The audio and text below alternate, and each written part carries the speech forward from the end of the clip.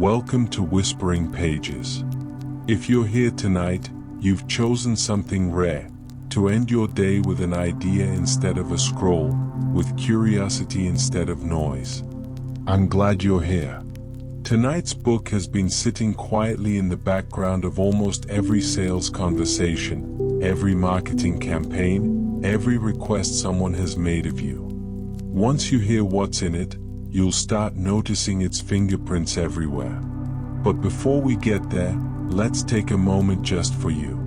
There's a good chance your mind is still moving right now, replaying conversations, rehearsing tomorrow, holding things you don't quite need to hold. So here's a permission you might not have given yourself today: put it down.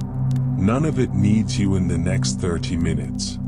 The decisions, the unfinished items, the words you wish you'd said differently, you can set them on the floor beside the bed like a bag you've been carrying since morning. They'll still be there if you need them. But you don't need them right now. Notice the weight of your body where it rests. The pillow, the mattress, the quiet of the room. Let your breathing slow without forcing it. Just notice it easing on its own. And in this stillness, let yourself arrive. Not anywhere in particular. Just here. Here's something worth knowing. The 30 minutes before sleep is one of the most powerful learning windows your brain has access to. As your mind begins to wind down, it becomes unusually receptive to new ideas, and what you absorb in this window gets woven more deeply into memory during the sleep that follows. So you're not just resting tonight. You're doing something quietly brilliant. Learning without the blue light, without the urgency, without the noise. Just a voice, a story, and a mind that's ready. Tonight's book is called Influence: The Psychology of Persuasion, written by Robert Cialdini, a social psychologist who spent years studying why people say yes, and what makes us almost powerless to say no. It's one of the most cited books in the history of social science, and it belongs on the shelf of every person who has ever wondered why they agreed to something they didn't quite want. So let's begin. Get comfortable. Close your eyes if you'd like. And let's whisper through this one together. Robert Cialdini opens his book with a confession. He calls himself a patsy. For most of his life, he says, he was an easy mark. The kind of person who came home with magazine subscriptions he didn't want, donated to causes he'd barely heard of, and said yes more than he ever intended to. He was, as he put it, a pushover. And it was this embarrassment, this personal experience of being perpetually manipulated, that sent him into 3 years of immersive fieldwork to find out exactly what was being done to him. He didn't just study this in laboratories. He went out into the world. He trained as a used car salesman, worked alongside fundraisers and advertising executives, sat in on timeshare seminars and door-to-door sales operations. He followed compliance professionals, people whose entire livelihood depends on getting others to say yes, and he watched what they did. What he found was that hidden inside the relentless variety of sales tactics and social maneuvers were just 6 core psychological principles. 6 levers of influence that, when pressed at the right moment, could override a person's careful reasoning and produce near-automatic compliance. He calls them weapons of influence. And he starts with a story about a turquoise jewelry shop in Arizona to explain why the word weapon is exactly right. A friend of Cialdini's was running the shop, and she had a case of turquoise pieces that simply wouldn't sell. Good quality, good location, prime tourist season. Nothing worked. One evening, frustrated, she scrawled a note to her saleswoman before leaving on a buying trip. Everything in this case, price times 1/2. She meant to halve the price and clear the stock. But the employee misread the fraction as a multiplication sign. By the time the owner returned, every piece had sold at twice the price she'd originally been asking. The tourists who bought that jewelry didn't examine the pieces more closely when the price doubled. They didn't do more research or think harder about value. They used price as a shortcut, a single data point that stood in for a long chain of reasoning they didn't have time to perform. Expensive equals good. That was the click, and what followed was automatic. This is the central idea of the book. Human beings, like animals responding to a fixed trigger, have developed shortcut responses to certain cues in our environment. These shortcuts are efficient and usually accurate. We can't analyze every decision from first principles, so we've learned to rely on a few reliable signals. The problem is that those shortcuts can be exploited, and the people who understand which buttons to push can get us to behave in ways that serve their interests, not ours. Cialdini introduces the contrast principle before diving into the 6 main weapons, and it's worth pausing on. Our perceptions are not absolute, they are relative. We don't evaluate things in isolation. We evaluate them in comparison to what came just before. A salesperson who shows you the most expensive model first, then walks you down to the mid-range option, is using contrast to make that mid-range option feel like a bargain, even if it's still overpriced. A lawyer who mentions the enormous sum a client is seeking before proposing a settlement is using contrast. You walk into every negotiation, every store, every conversation with an invisible reference point already being set for you. The 6 principles Cialdini identifies are reciprocation, commitment and consistency, social proof, liking, authority, and scarcity. Each one is a rule we've internalized because it generally serves us well. And each one is a door that can be opened from the outside if you know where the handle is. Tonight we'll walk through all of them, slowly, carefully, with plenty of light. The first weapon is reciprocation, and it may be the most ancient. In virtually every culture ever studied, sociologists have found the same rule. When someone gives us something, we feel obligated to give something back. This isn't merely politeness. It's a deeply wired social instinct, one that archaeologists and anthropologists believe was central to the development of human civilization. Because reciprocity works, early humans could share food with someone today in the confident expectation that they'd receive food back tomorrow. The whole web of trade, cooperation, and social interdependence rests on this one foundation. But here's what makes it a weapon of influence rather than just a social norm. The rule can be triggered by a gift you never asked for, delivered by someone you don't know, at a moment chosen entirely by the giver. And once triggered, the discomfort of not repaying can override your own judgment about whether you actually want to comply. Cialdini describes the Hare Krishnas of the 1970s, who began giving flowers to passers-by in airports and on street corners, and then asking for donations. People who tried to hand the flowers back were told to keep them. The gift had already been given. And the discomfort of the unpaid debt was enough that many people reached into their pockets for people whose beliefs they didn't share, for an organization they felt manipulated by, sometimes irritated by, and still they gave. Because the rule had been activated. The free sample at the grocery store works the same way. The Christmas card sent to a stranger by a professor in one famous study produced a flood of cards back from people who had no idea who he was. They'd received a gift. The rule required a response. What makes reciprocity especially powerful is something Cialdini calls the rejection then retreat technique. You ask for something large, you know it'll be refused, and then you step back to a smaller request, what you actually wanted all along. The other person, relieved by the concession you just made, feels obligated to make a concession of their own. They agree to the smaller thing, sometimes without noticing that the large request was never serious. This is why charity solicitors sometimes lead with a high-dollar ask before landing on the contribution they actually need. It's why negotiators make extreme opening demands. The second weapon is commitment and consistency. This one operates through our deep need to appear consistent with what we've already said and done. Cialdini cites a study at a racetrack where people were asked about their horse's chances of winning immediately before and immediately after placing their bet.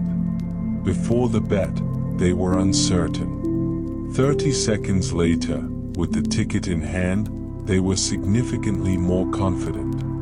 Nothing had changed about the race.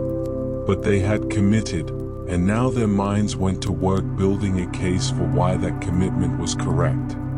This is the foot-in-the-door technique in practice.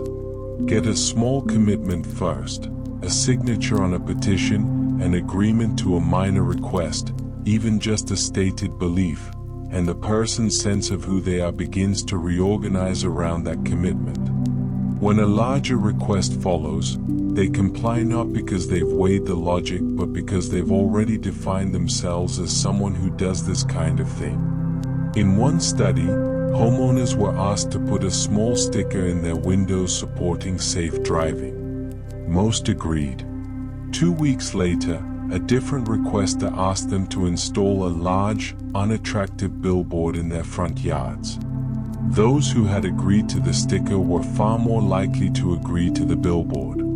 The small act had reshaped their self-image into someone who cares about community safety, and the bigger ask was just an opportunity to act in line with that identity. The most powerful commitments, Cialdini explains, are active, public, and written. Once you've said something out loud, written it down, or declared it to others, the machinery of consistency kicks in hard. Salespeople who have customers fill out their own order forms are using this. The warm-up questions at a sales pitch, designed to get you nodding and agreeing to general principles, are laying the groundwork for this. The third weapon is social proof, the principle that we look to others to figure out what the correct thing to do is, especially in situations of uncertainty. Cialdini opens this chapter with "Can laughter on television? Nobody likes it." When polled, people universally find it annoying and artificial. And yet television executives keep using it, because research shows it works. Audiences laugh more and rate the material as funnier when "Can laughter" is present. The more ambiguous the material, the stronger the effect.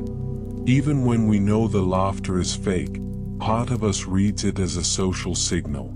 Other people found this funny. Maybe there's something here I'm missing. This mechanism runs far deeper than television. It's why bartenders salt their tip jars before the night starts. Why fundraisers say things like "many of your neighbors have already contributed." Why hotels report that most guests reuse their towels rather than simply asking. The norm referencing outperforms the direct request by a significant margin. The power of social proof scales dramatically in situations of genuine uncertainty. Cialdini points to the bystander effect, the phenomenon where people are less likely to help someone in distress when other bystanders are present. The case that made this famous involved a young woman named Kitty Genovese, attacked outside her New York apartment while witnesses reportedly did nothing. The initial interpretation was urban indifference. The actual explanation is more psychologically interesting. In ambiguous situations, people look to others for cues about how to respond. If no one else is acting, the conclusion we draw is that maybe no action is required. Each bystander looks around, sees stillness, and interprets that stillness as confirmation. Social proof creates paralysis. If you're ever in genuine need of help, Cialdini says, don't make a general appeal to a crowd. Single someone out. Point directly at a specific person and tell them specifically what you need. Breaking that diffusion of responsibility is the only way to interrupt the bystander effect. The fourth weapon is liking. We are far more likely to say yes to people we like. This would be obvious if the effect stopped at our actual friends. What Cialdini shows is that it extends, with surprising power, to people we barely know, or to people who have done almost nothing other than remind us of people we like. He identifies several reasons we like someone. Physical attractiveness. Studies consistently show we assume more competent, more moral, more capable. Similarity. Same background, same interests, same values. Familiarity.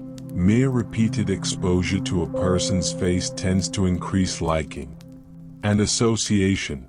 The person who delivers good news gets liked more than the person who delivers bad news, even when neither controls the news. He describes the Tupperware party as a masterclass in the liking rule. The company creates a social structure where you're buying from a friend, in your friend's home, in front of other friends. Researchers found that the strength of the relationship between hostess and guest was twice as likely to predict a purchase as preference for the actual product. You weren't buying Tupperware. You were buying warmth, belonging, and the avoidance of disappointing someone who invited you into her home. The fifth weapon is authority. And it's the one Cialdini finds most chilling, because the evidence for its power is so stark. In the 1960s, psychologist Stanley Milgram ran a series of experiments that became one of the most discussed studies in the history of social science. Participants were told they were in a study on learning and punishment. A researcher in a lab coat instructed them to deliver electric shocks of increasing voltage to a learner in another room who was responding to memory tests. With each wrong answer, the shock increased. The learner cried out. Eventually they fell silent. And the researcher, when teachers hesitated, said only, "Please continue. The experiment requires that you continue." 2/3 of ordinary participants delivered shocks all the way to the maximum level, despite the screaming from the next room. The learner was an actor. No shocks were real. But the authority figure was credible, and that was enough. Cialdini's point is not that people are monsters. His point is that deference to authority is so deeply ingrained that it can be triggered by the mere appearance of authority. A lab coat, a title, a confident tone. These symbols carry the full weight of the rule, even when the actual authority behind them is zero.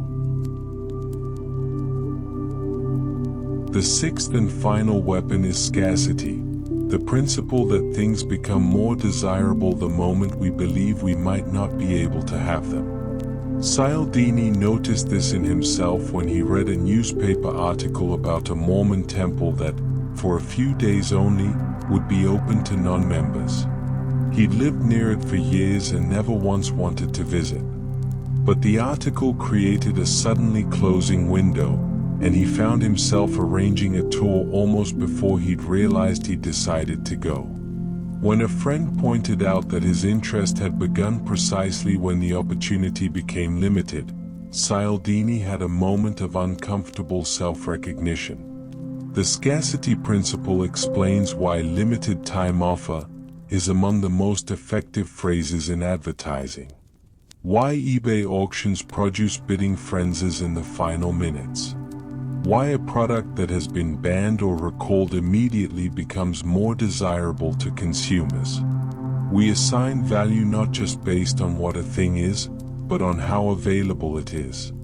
And the moment availability shrinks, perceived value jumps. There's a deeper mechanism at work here that Cialdini calls psychological reactance, a concept developed by psychologist Jack Brem. When our freedom to have something is threatened, we react against that threat by wanting the thing more. This is why telling a child they can't have something is often the fastest way to make it irresistible. It's why Romeo and Juliet is a more compelling love story than two people who meet and marry without obstacle. The opposition doesn't just add drama, it inflames desire. The competitive element of scarcity is particularly potent. When the limitation on something is caused by other people competing for it, its appeal spikes further. Cialdini describes a beef importer who tested 3 sales approaches: a standard pitch, a pitch that included news of an upcoming shortage, and a pitch combining the shortage with the information that only certain customers had access to this forecast. The last approach, scarcity plus exclusivity, nearly tripled orders compared to the standard pitch. Now, with all 6 weapons laid out, Cialdini turns to defense. How do you protect yourself when you understand the system? His answer is not to stop trusting shortcuts. They're too useful and too embedded in how human cognition works. Instead, he argues for staying alert to the specific emotional signature that each weapon produces, and treating that signal as a flag rather than a command. When you feel a sudden surge of urgency around a purchase, ask whether the scarcity is real. When you feel obligated to return a favor, ask whether you actually requested the gift that created that obligation. When consistency is pulling you toward a choice you're not sure about, ask whether the original commitment was made freely and with full information. When you feel comfortable deferring to an expert, ask whether they're actually an authority on this particular question, or just skilled at the appearance of authority. The key moment, Cialdini says, is when you notice the emotional arousal, the urgency, the discomfort, the loyalty, before you act on it. That brief space between trigger and response is where your autonomy lives. He closes with something worth sitting with. We live in a world of unprecedented complexity. The number of decisions we face is exploding, and the information available to guide each decision is vast, contradictory, and often deliberately engineered to mislead. Our reliance on mental shortcuts is understandable, but it also makes us more vulnerable than at any other point in history to the people who understand how to exploit them. His prescription is not despair. It's awareness, applied carefully, especially in moments of heightened emotional response. The feeling of urgency, the pull of obligation, the comfort of fitting in. These sensations are not neutral information. They are, in certain hands, precisely calibrated to move you in a specific direction. Knowing that is the beginning of something. How does Influence compare to other books in this space? Thinking, Fast and Slow by Daniel Kahneman covers related territory but from a different angle. Kahneman is interested in how our minds work, the architecture of cognition, the mechanics of bias. Cialdini is interested in how those cognitive tendencies are exploited in social situations. Kahneman tells you how the machine works. Cialdini shows you the people who know how to operate it. Together, they form one of the most powerful pairs in the field. Pre-suasion, Cialdini's own follow-up from 2016, fills the specific gap this book leaves open. What happens before the influence attempt begins? If influence is about the 6 weapons, pre-suasion is about loading the chamber before the trigger is pulled. It goes a step deeper into the moments that shape compliance before any request is made. And for listeners who find tonight's episode valuable, it's the most natural next read. Where is this book limited? It's worth being honest. Influence assumes awareness is an adequate defense. But subsequent research in behavioral economics complicates that claim. We know about anchoring bias. We still get anchored. We know about loss aversion, we still panic at losses. Knowledge of the mechanism doesn't always interrupt the mechanism, a limitation the book doesn't fully reckon with. The book also positions the reader as the one being influenced, never as the one doing the influencing. Cialdini frames each weapon defensively. But this book has been used as a tactical manual by salespeople, marketers, and political operatives for decades. That's an irony the author is clearly aware of but never quite resolves. And while the 6 principles hold up across cultures, the specific case studies feel rooted in mid-20th century American commercial life, timeshare seminars, door-to-door salesmen. The texture is dated, even as the underlying psychology remains entirely current. None of this diminishes what the book accomplishes. Influence is one of those rare works that genuinely changes how you see the world. Once you know the 6 principles, you cannot unknow them. You'll catch them in advertising copy, in political messaging, in conversations with people who may or may not be aware they're using them. And occasionally, you'll catch them in yourself. That last part is perhaps the most valuable thing the book offers, not a shield against manipulation from the outside, but a mirror that reflects the same patterns operating inside you, in your own decisions, your own persuasions, your own compliance. As you drift off tonight, carry just one question. The next time you feel a strong pull toward a decision, the urgency of an expiring offer, the comfort of deferring to an expert, the relief of staying consistent with something you've already said, ask yourself, is this what I actually want? Or is something else pressing the button? That moment of pause is where the value of this book lives. There's much more in the full book. Each chapter contains detailed readers' reports from real people describing how these principles were used on them, a deeper treatment of the lowball technique and other subvariants within commitment and consistency, and Cialdini's epilogue on what automatic compliance means in an age of information overload, that deserve your attention. The link to grab a copy is in the description below, and it helps support the channel at no extra cost to you. Sleep well, and we'll see you at Whispering Pages for the next one.